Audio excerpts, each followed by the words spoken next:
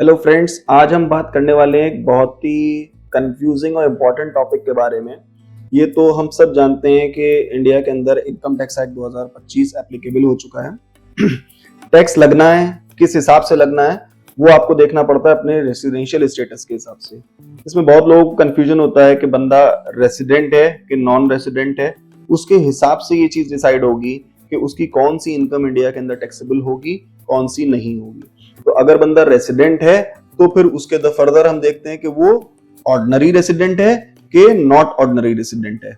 ये सब चीजें आपकी लिखी हुई हैं सेक्शन 6 के अंदर regarding residence in India of new income tax act 2025।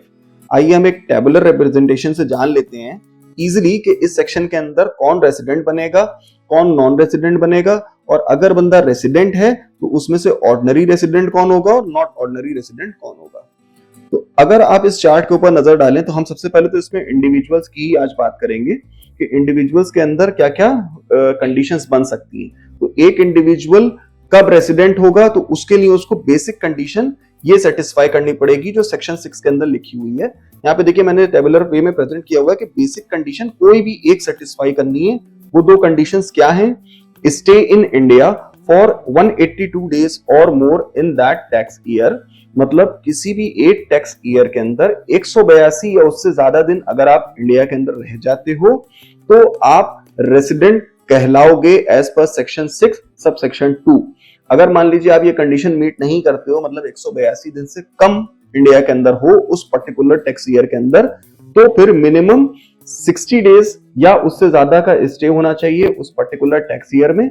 साथ ही साथ पिछले 4 टैक्स ईयर के अंदर 365 दिन या उससे ज्यादा आप इंडिया के अंदर रहे हो।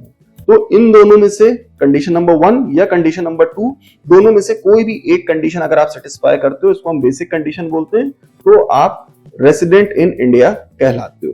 अब अगर आप रेसिडेंट हो जाते हो तो फिर बात आती है कि आप ऑर्डिनरी रेसिडेंट हो या नॉट ऑर्डिनरी रेसिडेंट हो। तो उसके लिए हमें एडिशनल कंडीशंस को चेक करनी पड़ती हैं और वो एडिशनल कंडीशंस आपको दोनों ही इसके अंदर सेटिस्फाई करनी पड़ेंगी।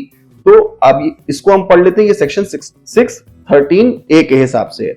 उसमें जब आप पढ़ोगे सेक्शन 613A के अंदर, अभी मैं आपको रीड करके भी दिखाऊंगा, तो उसमें नेगेटिव वे के अंदर लिखा है। मैंने उस कंडीशन को थोड़ा सा मॉडिफाई किया है आपके इजीली अंडरस्टैंडिंग के लिए। अब आपको इन एडिशनल कंडीशंस को दोनों को ही सेटिस्फाई करना पड़ेगा ऑर्डिनरी रेसिडेंट बनने के लिए। वो कंडीशंस क्या हैं? अगर आप रेसिडेंट हो गए पहली बेसिक कंडीशन में से कोई भी एक कंडीशन को सेटिस्फाई करते समय, तब आप चेक करोगे कि आप रेसिडेंट रहे हो एनी 2 टैक्स ईयर्स या उससे ज्यादा पिछले 10 टैक्स ईयर्स के अंदर। जो भी पिछले 10 टैक्स ईयर्स गुजरे उसमें 2 टैक्स ईयर या उससे ज्यादा अगर आप रेसिडेंट हो जाओगे तो आप रेसिडेंट एंड ऑर्डिनरी रेसिडेंट कहलाओगे। साथ ही साथ पिछले 60 टैक्स ईयर के अंदर आपका स्टे इंडिया के अंदर 730 दिन या उससे ज्यादा होना चाहिए। ये दोनों कंडीशन सेटिस्फाई होंगी एडिशनल वाली, तभी आप ऑर्डिनरी रेसिडेंट कहलाओगे रेसिडेंट के साथ साथ। अगर आप ये इनमें से एक भी कंडीशन को मीट नहीं करोगे तो आप नॉट ऑर्डिनरी रेसिडेंट कहलाओगे। रेसिडेंट तो हो लेकिन ऑर्डिनरी रेसिडेंट नहीं हो। और अगर हमारी बेसिक कंडीशन ही सेटिस्फाई नहीं होती है तो हम नॉन रेसिडेंट कहलाएंगे। तो ये होप क्लियर हो गया होगा आपको कि कब आपको बेसिक कंडीशन सेटिस्फाई करनी है रेसिडेंट होने के लिए, एडिशनल कंडीशंस दोनों ही सेटिस्फाई करनी है ऑर्डिनरी रेसिडेंट होने के लिए। अब आइए आगे बढ़ते हैं। ऐसे 3 केसेस डिस्कस कर लेते हैं जिसके अंदर केवल बेसिक कंडीशन 1 ही चेक करी जाएगी। आपको बेसिक कंडीशन 2 आपको इग्नोर करनी है, जिसमें 60 दिन या उससे ज्यादा की स्टे की बात कर रहा है, साथ ही साथ 365 दिन या उससे ज्यादा पिछले 4 टैक्स ईयर के अंदर। आपको इस कंडीशन को इग्नोर करना है। केवल 182 days or more stay in India in a particular tax year check करना है इन 3 केसेस के अंदर जो अब हम डिस्कस करने जा रहे हैं। वो पहला केस क्या है? इंडियन सिटीजन होना चाहिए जो इंडिया को छोड़ता है उस पर्टिकुलर टैक्स ईयर के अंदर for the purpose of employment outside India. अगर कोई एम्प्लॉयमेंट के लिए इंडियन सिटीजन बाहर जाता है तो उसके लिए केवल 182 डेज और मोर वाली ही कंडीशन चेक करी जाएगी। सेकंड केस क्या है? इंडियन सिटीजन जो इंडिया को छोड़ता है as a crew member of an Indian ship, उसमें भी केवल पहली कंडीशन ही बेसिक चेक करी जाएगी जिसमें 182 डेज और मोर इंडिया के अंदर स्टे होना चाहिए। थर्ड केस क्या है हमारा? कि इंडियन सिटीजन हो या फिर पर्सन ऑफ इंडियन ओरिजिन। और पर्सन ऑफ इंडियन ओरिजिन क्या होता है? Means he either of his parents either of his grandparents were born in an undivided India. Undivided India means partition से पहले वाला जो इंडिया था उसके अंदर अगर उसके पेरेंट्स, ग्रैंड पेरेंट्स कोई भी यहाँ पे रहे हो तो उसको पर्सन ऑफ इंडियन ओरिजिन बोला जाता है, या फिर इंडियन सिटीजन। इन दोनों में से जो भी बिजनेस और प्रोफेशन कैरी आउट कर रहा है या फिर एम्प्लॉयमेंट कर रहा है आउटसाइड इंडिया और वो इंडिया विजिट करने के लिए आता है ड्यूरिंग दैट टैक्स ईयर और उसकी टोटल इनकम खाली 15 लाख रुपए तक के है, excluding the income from foreign sources, तो उसको भी केवल बेसिक कंडीशन 1 ही सेटिस्फाई करनी पड़ेगी, दैट इज 182 डेज और मोर वाली।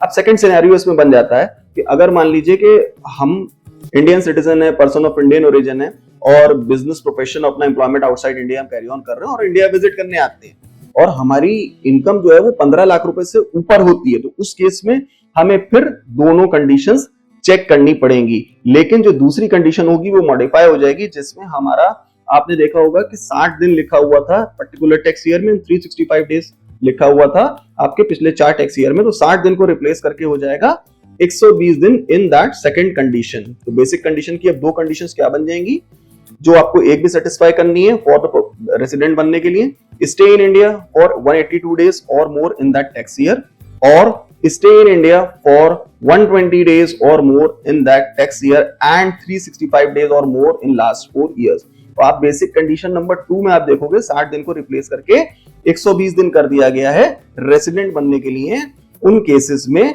जहां पे इंडियन सिटीजन हो या फिर पर्सन ऑफ इंडियन ओरिजिन हो और वो इंडिया आया हो और उसकी इनकम 15 लाख रुपए से ऊपर एक्सीड कर रही हो, तो उस केस के अंदर बेसिक कंडीशन 2 तो एप्लीकेबल होगी, लेकिन वहां पे 60 की जगह 120 दिन हो जाएंगे। अब बंदा मान लीजिए रेसिडेंट हो जाता है, तो रेसिडेंट होने के बाद हम फर्दर चेक करेंगे कि रेसिडेंट ऑर्डिनरी रेसिडेंट है या रेसिडेंट नॉट ऑर्डिनरी रेसिडेंट है। तो अगर वो basic condition 1 that is stay in India for 182 days or मोर से रेसिडेंट बनता है, तो उस केस में हम एडिशनल कंडीशंस को चेक करेंगे कि वेदर वो रेसिडेंट ऑर्डिनरी रेसिडेंट है या रेसिडेंट नॉट ऑर्डिनरी रेसिडेंट है। वो कंडीशंस वही है कि पिछले 2 साल या उससे ज्यादा लास्ट 10 टैक्स ईयर्स के अंदर रहा हो या फिर पिछले 60 टैक्स ईयर्स के अंदर 730 दिन या उससे ज्यादा रहा हो। ये एडिशनल कंडीशंस भी चेक करी जाएंगी अगर हम पहली बेसिक कंडीशन से रेसिडेंट होते हैं। तो अगर मान लीजिए हम दूसरी बेसिक कंडीशन से रेसिडेंट होते हैं तो उस केस के अंदर रेसिडेंट नॉट ऑर्डिनरी रेसिडेंट ही कहलाएगा, आपको वो ऑर्डिनरी रेसिडेंट नहीं बन सकता। Stay 120 days or more but up to 181 days and 365 days or more in last 4 years, तो यहाँ पे सेक्शन 613B लग जाएगा और वो रेसिडेंट नॉन ऑर्डिनरी रेसिडेंट ही कहलाएगा। होप आपको ये चीज क्लियर हो गई होगी। अब हम अपना थर्ड कॉन्सेप्ट इंडिविजुअल के केस में चेक करते हैं कि वो इंडिविजुअल्स कौन होंगे जो कि डीम्ड रेसिडेंट कहलाएंगे उस टैक्स ईयर के अंदर एज पर सेक्शन 6 सबसेक्शन 7। तो वो इंडियन सिटीजन जो not liable to tax in any other country due to domicile, residence और सिमिलर क्राइटेरिया और उनकी टोटल इनकम 15 लाख रुपए से ज्यादा है excluding income from foreign sources, तो वही सारे बंदे जो होंगे वो डीम्ड रेसिडेंट कहलाएंगे। मैं इसको थोड़ा सा जूम आउट कर देता हूं सो दैट आपको विजिबिलिटी ठीक हो।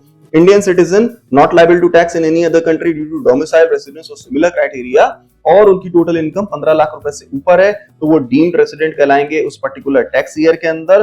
और साथ ही साथ वो रेसिडेंट नॉन ऑर्डिनरी रेसिडेंट भी कहलाएंगे, उनके लिए एडिशनल कंडीशंस आपको चेक करने की जरूरत नहीं है। तो ये तो थी सारी बातें रेसिडेंशियल स्टेटस के बारे में in case of an individual. अब हम चलते हैं और चल के एक दफा पढ़ लेते हैं कि एक्ट के अंदर इसमें क्या बताया गया है। बातें यही हैं बट थोड़ा सा टिपिकल लैंग्वेज है, तो चलिए एक बार ओवरव्यू ले लेते हैं। ये देखिए, for the purpose of this act residential status in India in a tax year of a person shall be determined as per the provisions of this section. An individual shall be resident in India in a tax year if he is in India for a period of 182 days or more in that tax year, or is in India cumulatively for 60 days or more during that tax year, and has been in India cumulatively for 365 days or more in the 4 years preceding such tax year। Same वही बातें बताई गई हैं जो मैंने यहाँ पे tabular representation के लिए देखिए सेक्शन 6(2)A, सेक्शन 6(2)B इसमें प्रेजेंट कर दिया, तो सेक्शन 6(2) के अंदर वो रेसिडेंट हो जाएगा। वहीं एडिशनल कंडीशंस आपको सेटिस्फाई करनी है तो सेक्शन 6(13)A के अंदर हमें जाना पड़ेगा। देखिए अब हम यहाँ पे सब सेक्शन 13 के अंदर आ जाते हैं और आपको दिखाते हैं उसमें क्या लिखा हुआ है। a person is not ordinary resident in India in any tax year, if that person is an individual who has been, or a Hindu undivided family whose manager has been a non-resident in India in 9 out of 10 tax years preceding that year। यहाँ पे देखिए बोल रहा है non resident in India 9 out of 10 tax years. हमने यहाँ पे condition लिखी है resident for any 2 tax year और more in last tax years. मतलब हमने भी पॉजिटिव वे के अंदर उसको लिखा, उन्होंने नेगेटिव सेंटेंस लिखा है। और in India cumulatively for 729 days or less in 7 tax years preceding that tax year. यहाँ पे देखिए और लगा हुआ है और हमने यहाँ पे एंड लगाया हुआ है, क्योंकि हम दोनों पॉजिटिव वे में बोल रहे हैं कि 2 टैक्स ईयर के अंदर रहा हो पिछले लास्ट 10 टैक्स ईयर्स के अंदर, या फिर 730 दिन या उससे ज्यादा रहा हो पिछले लास्ट 7 टैक्स ईयर्स के अंदर। तो ये था वीडियो जिससे आपको ये समझ आ गया होगा अगर बंदा कोई भी इंडिविजुअल है तो वो कब रेसिडेंट होगा, जब वो बेसिक कंडीशन कोई भी एक सेटिस्फाई करेगा। साथ ही साथ एडिशनल कंडीशंस उसको देखनी पड़ेंगी। अगर उसको अपना रेसिडेंट ऑर्डिनरी रेसिडेंट बनना है तो वो उसको ये दोनों एडिशनल कंडीशंस भी सेटिस्फाई करनी पड़ेंगी। इसके बाद हमने केसेस चेक किए, 3 ऐसे केसेस जिसके अंदर केवल बेसिक कंडीशन 1 ही चेक करी जाएगी, 2 को इग्नोर कर दिया जाएगा। फिर एक सिनेरियो हमारे सामने बन रहा था कि अगर 15 लाख रुपए से ऊपर इनकम है तो उस केस के अंदर बेसिक कंडीशन 2 मॉडिफाई होकर 60 डेज से 120 डेज हो जाएगी। तो उस कंडीशन के अंदर कैसे हम resident plus ordinary and non ordinary resident के अंदर डिफरेंस निकालेंगे। थर्ड सिनेरियो हमने पढ़ा था कि एक individual deemed dividend deemed resident कब कहलाएगा, तो उसके अंदर भी हमें क्या कंडीशंस चेक करनी है और कब वो ऑर्डिनरी नॉन ऑर्डिनरी रेसिडेंट होगा, ये भी हमने इस वीडियो में कवर कर लिया है। होप आपको इससे मदद मिलेगी किसी भी इंडिविजुअल का रेसिडेंशियल स्टेटस निकालने के लिए। Thank you.